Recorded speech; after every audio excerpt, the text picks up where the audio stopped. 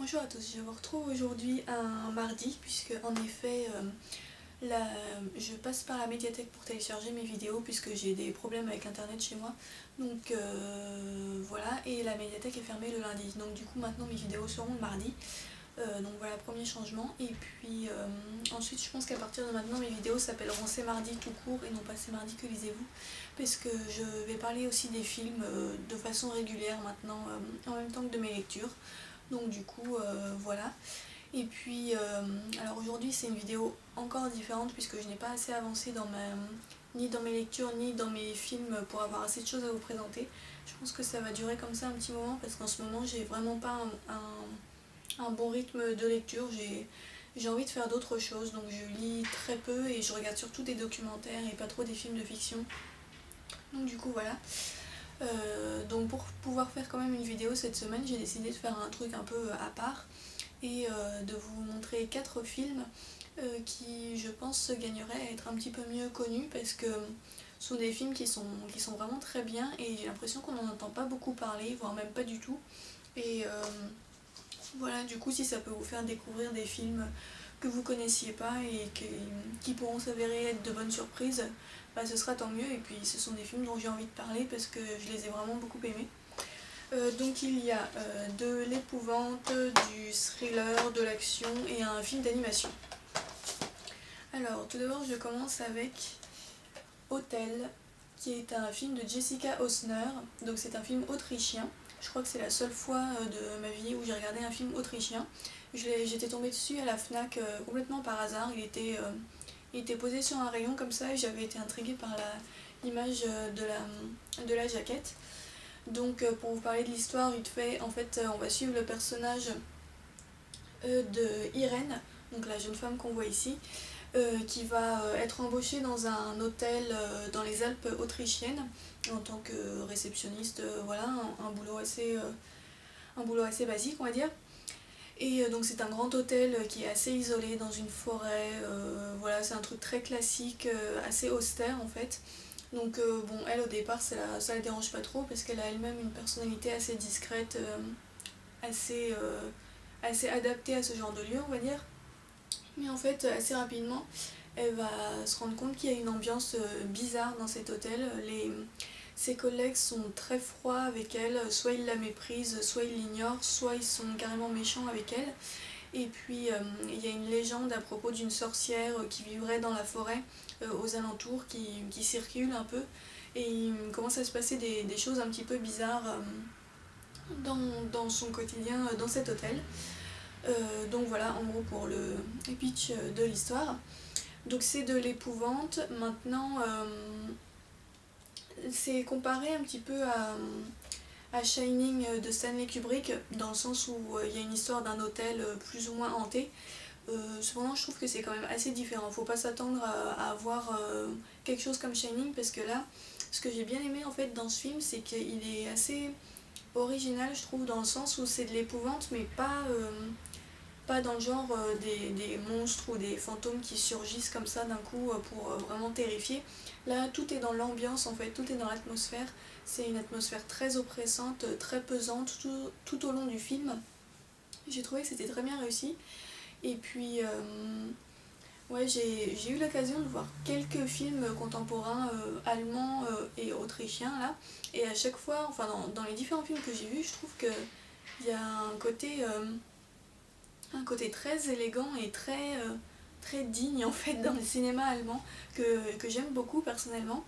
Et là c'est pareil, je trouve que c'est vraiment la, la réalisation est assez délicate, assez minutieuse. C'est pas une cascade d'effets spéciaux ou de choses comme ça reste assez simple, mais c'est bien fait quoi. Il y a vraiment une ambiance particulière, assez angoissante. La fin est très intrigante aussi. Donc voilà, un film d'épouvante que j'ai beaucoup aimé, que je connaissais pas du tout et honnêtement j'en ai jamais entendu parler en dehors de ça quoi, donc je pense qu'il doit pas être très très connu. Mais voilà, je vous le conseille si vous aimez bien un petit peu ce genre de film. Ça peut être vu par vraiment un large public parce qu'il n'y a pas de scène. Il n'y a pas de scène violente ou de trucs vraiment terrifiants, comme je le disais, tout est dans l'atmosphère. Et voilà, c'est un film que je trouve assez original et vraiment bien fait. Donc voilà. Ensuite, le deuxième film dont j'aimerais parler, alors là c'est l'un de mes films préférés, toutes catégories confondues. Ça a été une révélation quand je l'ai vu au cinéma, parce qu'il était passé au cinéma, celui-là, Hôtel, je crois pas qu'il était passé en France, mais celui-là oui. Donc il s'agit de Sin Nombre. Alors là c'est de Kariyoji Fukunaga. Bon, je prononce peut-être pas très bien. Alors vous en avez peut-être déjà entendu parler parce que bon, celui-là il est quand même un petit peu plus connu, comme je le disais, il est sorti au cinéma chez nous, mais cependant je trouve qu'on en entend quand même pas beaucoup parler, qu'il n'a pas eu une promotion super intense par rapport à d'autres films un peu blockbuster quoi. Et vraiment c'est l'un de mes films favoris, j'ai adoré. Donc ça se passe en fait au Mexique principalement et ça parle de l'univers des gangs. Donc là c'est le gang de l'Amara qui existe vraiment je crois. Et voilà, c'est de la fiction mais c'est vraiment hyper réaliste à un point qu'on se demande parfois, enfin on a l'impression que les acteurs c'est pas des acteurs quoi, que c'est vraiment les membres du gang et je me suis vraiment posé la question. Alors j'ai pas cherché beaucoup plus loin mais voilà. Et donc en fait on va suivre principalement deux personnages. Donc en fait au départ on a au Guatemala une famille qui veut émigrer vers les États-Unis. Donc il y a le père, sa fille et son fils. Donc ils entreprennent de voyager de manière clandestine sur le toit d'un train à travers le Guatemala puis le Mexique. Et ensuite au Mexique on a le gang de la Mara avec un garçon qui fait partie de ce gang et qui va croiser la route de la famille immigrée. Et en fait les deux vont se rencontrer lors de leur voyage et du coup leurs destins vont se retrouver un petit peu liés, notamment celui du jeune homme et de la fille. Donc voilà en gros vite fait pour l'histoire. Et vraiment c'est un film que j'ai adoré parce il est vraiment très réaliste et donc très intense. C'est pas... le réalisateur a pas voulu en faire trop quoi, du coup les personnages sont pas du tout caricaturaux ou quelque chose comme ça.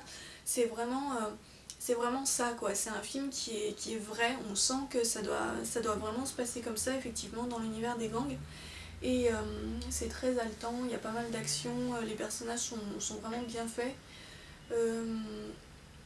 Voilà, c'est un film à la fois très intéressant et très prenant, avec une intensité vraiment qui est impressionnante je trouve. Donc néanmoins ça reste accessible à un assez large public je pense. Il y a des scènes de violence mais c'est pas non plus complètement horrible. C'est assez violent plutôt sur le plan psychologique je dirais parce que c'est assez brutal en fait dans le sens où c'est pas un truc qui se termine en happy end quoi, c'est vraiment la réalité brute telle qu'elle est avec les tragédies qui peuvent se passer dans ce genre d'univers quoi. Donc voilà pour ce deuxième film. Alors ensuite le troisième film que j'avais envie de présenter c'était Intuition. Donc là c'est de Sam Raimi, donc c'est celui notamment qui a fait Spider-Man. Donc là, alors je sais pas de quand date ce film, il y a un casting assez prestigieux donc je pense qu'il a dû avoir une certaine promotion mais j'en avais jamais entendu parler avant de l'acheter par hasard sur internet. Donc du coup voilà, je me suis dit que j'allais le présenter, peut-être qu'il est plus connu que ce que je pense mais bon. Donc là c'est un thriller paranormal puisque donc l'actrice principale Cate Blanchett joue le rôle d'une femme qui s'appelle Annie Wilson et qui est médium et qui vit dans une toute petite ville qui s'appelle Brixton, donc aux États-Unis. Donc c'est une ville assez pauvre où il n'y a pas grand chose quoi, c'est un univers un petit peu miséreux. Elle-même, Annie Wilson, elle est pas très riche, donc elle a perdu son mari, je ne sais plus pourquoi, si elle s'est séparée ou s'il est mort, je ne me rappelle plus. Ça fait assez longtemps que je l'ai vu. Mais voilà, elle vit seule avec ses enfants dans une maison bon, plus ou moins en bon état et elle essaye de survivre en offrant ses services de médium aux habitants de la ville. Et à un moment, elle va être engagée dans une affaire de disparition, donc le shérif va lui demander d'utiliser ses dons pour découvrir ce qui est arrivé à une jeune femme assez riche de la ville qui a disparu. Et donc Annie va se retrouver embarquée dans une histoire un petit peu paranormale, donc une histoire plus ou moins de fantôme puisqu'elle va essayer d'entrer en contact avec la jeune femme disparue pour savoir si elle est morte ou pas. Et elle va découvrir du coup pas mal de secrets sur les habitants de la ville. Donc voilà, j'ai beaucoup aimé ce film parce que honnêtement je savais pas à quoi m'attendre quand je l'ai acheté, je me suis dit ça se trouve ça va être une grosse daube, mais en fait non, c'était vraiment bien, c'était vraiment un thriller assez sombre, assez violent, avec notamment une super interprétation de Keanu Reeves, puisque c'est un acteur que j'avais vu généralement plutôt dans des rôles de gentil en fait, dans Matrix ou autre, et là il a un rôle de méchant, mais vraiment de méchant quoi, c'est un sale type violent, agressif, vulgaire, et il l'interprète super bien. Et du coup j'ai trouvé ça vraiment sympa de le voir comme ça dans un rôle qui n'était pas pour une fois le gentil héros quoi, comme j'avais pu le voir dans d'autres films. Et ouais, j'ai été vraiment impressionnée par sa prestation. Et puis ouais, ça a vraiment été une bonne surprise ce thriller avec l'ambiance assez noire comme ça m'a un petit peu fait penser à la série télé Medium, pour ceux qui connaissent. Mais bon, c'est pas exactement le même style parce que là, je dirais que c'est encore plus sombre. Et voilà, un thriller assez prenant que je vous conseille si vous aimez bien ce genre-là. Voilà, et donc pour finir, je vais parler d'un film d'animation qui n'est pas... Enfin, c'est plusieurs films en fait. Donc ça s'appelle Peur du Noir, et en fait c'est une sorte de rassemblement de plusieurs moyens métrages qui sont réalisés par je crois que c'est des dessinateurs de bande dessinée à la base. Donc il y a Blotch, Charles Burns, Marie Caillou, Pierre Disciulo, je prononcerai mal mais bon, Lorenzo Mattotti et Richard Maguire. Donc en fait c'est plein de petits films d'animation, mais c'est pas du tout pour les enfants parce que c'est des films qui font vraiment peur. Il y a une atmosphère très angoissante, donc je sais plus combien il y en a en tout. Il y en a 5-6. Et alors celui-là avait eu une bonne promotion lors de sa sortie, mais comme il est un petit peu insolite, je le présente aussi dans cette vidéo. Voilà, ça a été une excellente découverte. On a en fait, pour chaque petit court-métrage, on a un style de dessin différent, et ils s'alternent en fait les uns les autres durant toute la durée du film. Et c'est vraiment sympa je trouve parce que c'est de l'angoisse, c'est à chaque fois des films sur le thème de l'angoisse, et c'est le fait que ce soit des dessins animés, je trouve que ça donne un côté encore plus effrayant que dans un film en fait. Moi ça m'a vraiment fait peur, c'est assez glauque comme je vous le disais, c'est surtout pas pour les enfants. Et voilà, franchement si vous aimez bien les films d'animation ou même les films un peu d'épouvante, je vous conseille celui-là parce qu'il est très... il est très insolite quoi. Enfin, moi j'ai pas rencontré d'autres films d'animation dans ce style là, et franchement c'est très réussi. Donc voilà pour le Peur du Noir. Alors ben voilà, j'ai présenté les 4 films, j'espère que ça va pas durer trop longtemps.